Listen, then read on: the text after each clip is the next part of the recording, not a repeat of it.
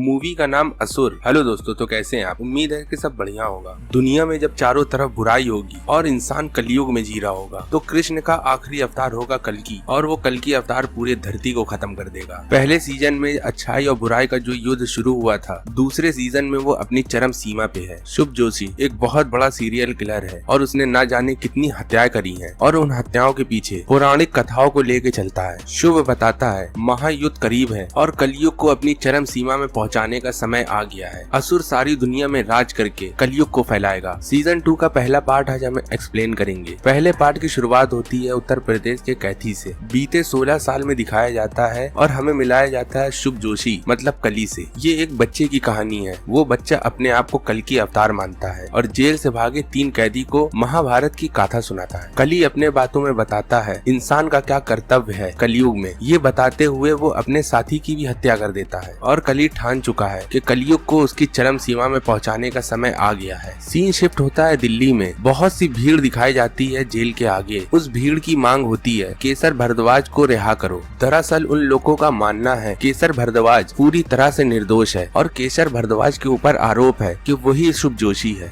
दरअसल केसर भारद्वाज के ऊपर आरोप है कि जितनी भी हत्याएं हुई है वो उसी ने करी है, पर अभी तक कोई एविडेंस नहीं है जिससे साबित हो सके कि केसर भारद्वाज ही मर्डरर है। इसी वजह से केसर भारद्वाज की रिहाई की मांग चल रही है कि उसको रिहा करो। फिर यहाँ पे अवस्थी सर आके बोलते हैं कि हमें धनंजय राजपूत को कोर्ट में पेश करना है, पर धनंजय राजपूत हमारे पास तो है ही नहीं। फिर अवस्थी सर कोर्ट से बोलते हैं हमें 7 दिन का समय चाहिए। 7 दिन के पश्चात हम धनंजय राजपूत को कोर्ट में पेश करेंगे। लेकिन धनंजय राजपूत तो सस्पेंड हो चुका था, इस वजह से वो शहर छोड़ के बाहर चला गया। फिर हमें एक धर्मशाला दिखाया जाता है। उस धर्मशाला में डीजे मतलब धनंजय राजपूत को दिखाया जाता है। डीजे सब कुछ छोड़ छाड़ के एक मॉन्ग की जिंदगी बिता रहा होता है, फिर भी उसको उस जिंदगी में सुकून नहीं मिलता। तो उसको एक मॉन्ग बोलता है कि तुमको फिर से वापस जाना चाहिए और जाके वहाँ सब कुछ ठीक कर देना चाहिए जो तुमने अभी तक बिगाड़ा है। सीन शिफ्ट होता है। नुसरत अपने ऑफिस में बैठी होती है। उतने में नैना का फोन आता है। नैना बताती है निखिल के पास मैं बहुत कॉल कर चुकी हूँ, पर निखिल एक भी बार मेरा फोन रिसीव नहीं कर रहा। दरअसल नैना निखिल से गुस्सा है क्योंकि निखिल की ही वजह से उसकी बेटी की डेथ हुई। नैना ऐसा समझती है और इसी के दरमियान नैना और निखिल का रिश्ता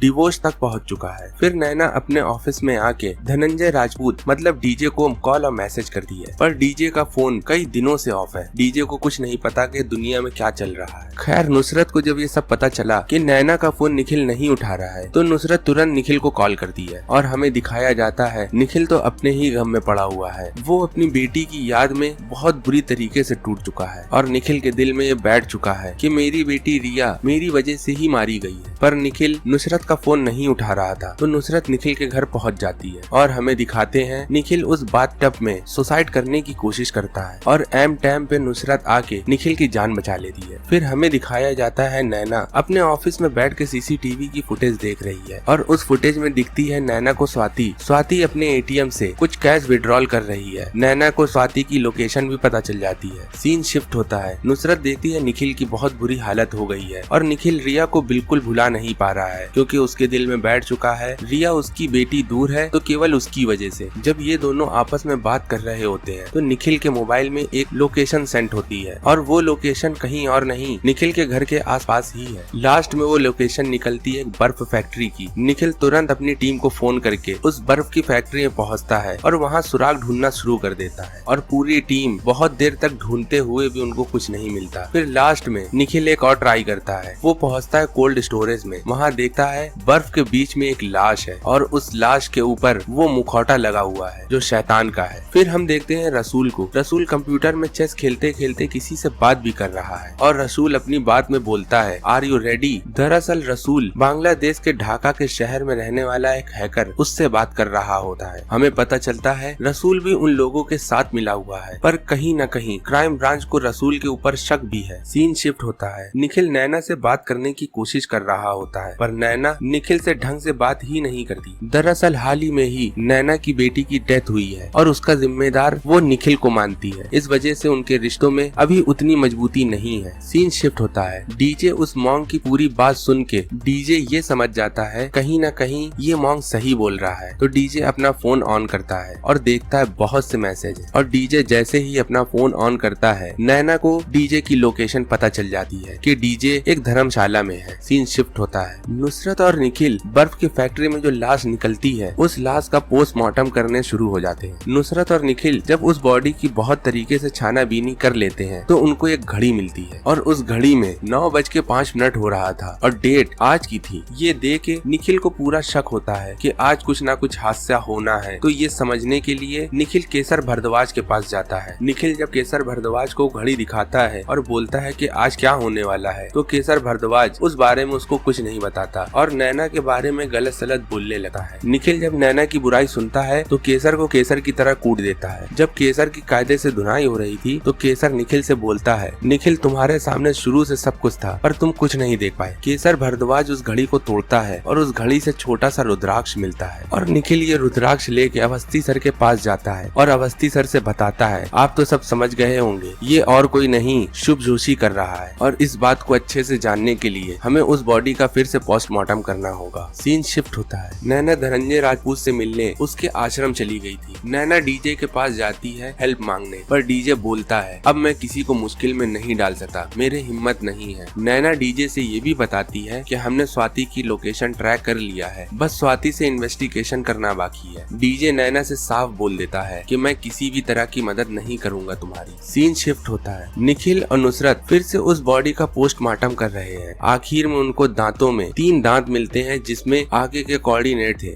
फिर दोनों मिलके वो कोऑर्डिनेट सॉल्व करते हैं और उनको पता चलता है दरअसल ये 3 लोकेशन है और उन 3 लोकेशनों में 3 लोगों की जान जाने वाली है। वो 3 लोकेशन थी मुंबई, दिल्ली, बेंगलुरु। मुंबई की मेन लोकेशन रिदम मॉल थी, दिल्ली की बहुत बड़े हॉस्पिटल में थी और बेंगलुरु की एक घर में दिखा रही थी लोकेशन। फिर तीनों शहरों की पुलिस को अलर्ट कर दिया जाता है और बोला जाता है उस लोकेशन में जाके देखो आखिर वो 3 लोग कैसे और क्यों मारे जाएंगे, और मारे भी जाएंगे तो कैसे, कौन मारेगा उनको। आगे हम देखते हैं बांग्लादेश के ढाका के एक हैकर को दिखाया जाता है। वो 9 बजे सारे न्यूज चैनल और सारे सर्वर को हैक करके असुर को दिखाना चाहता है। दरअसल असुर जनता को कोई मैसेज देना चाहता है और वो मैसेज है, दुनिया में अच्छाई का अंत होके ही रहेगा और कलयुग अपनी चरम सीमा में पहुंचेगा। आज मैं 3 लोगों को मारना जा रहा हूँ और वो अच्छे भगवान के भक्त हैं, क्योंकि ऐसे ही लोग मरेंगे धरती में तभी कलयुग का आरंभ होगा और आरंभ तभी होता है जब कहीं अंत होता है। और मैं ये 3 लोगों की जो हत्या करूंगा, इस हत्या को ना कोई इंसान ना कोई भगवान कोई नहीं रोक सका। फिर हमें उन तीनों का मोबाइल हैक करके उन तीनों की जगह और लोकेशन बता दी जाती है, बस उन लोगों की शक्ल नहीं दिखाई जाती। पहले तो एक लड़की थी रिदम मॉल में, दूसरा एक डॉक्टर था हॉस्पिटल में, तीसरा एक इंसान था वो अपने घर में था। असुर उन लोगों को कैसे मारेगा किसी को नहीं पता, बस हमको उनके सबके चेहरे दिखाई दिए जाते हैं। खैर घड़ी में जब 9:05 होते हैं तो हमें दिखाया जाता है उस घर में जो इंसान होता है उसके हार्ट अटैक आ जाता है और वो मर जाता है। फिर हमें मॉल में दिखाया जाता है उस लड़की के हार्ट अटैक आता है और वो भी मर जाती है। फिर हॉस्पिटल में डॉक्टर के भी हार्ट अटैक आता है और वो भी मर जाता है। आखिर ये कैसे हुआ, 3 लोग एक ही समय में कैसे मारे गए और कैसे उस असुर ने 3 लोगों को मारा। अगर आपको नेक्स्ट पार्ट देखना है तो आप मेरे आई बटन में भी देख सकते हैं और डिस्क्रिप्शन में भी देख सकते हैं। चैनल विजिट करके सभी पार्ट देख सकते हैं। मैं पूरी सीरीज एक्सप्लेन करूंगा। मिलते हैं सीजन 2 के 2nd पार्ट में। Good bye.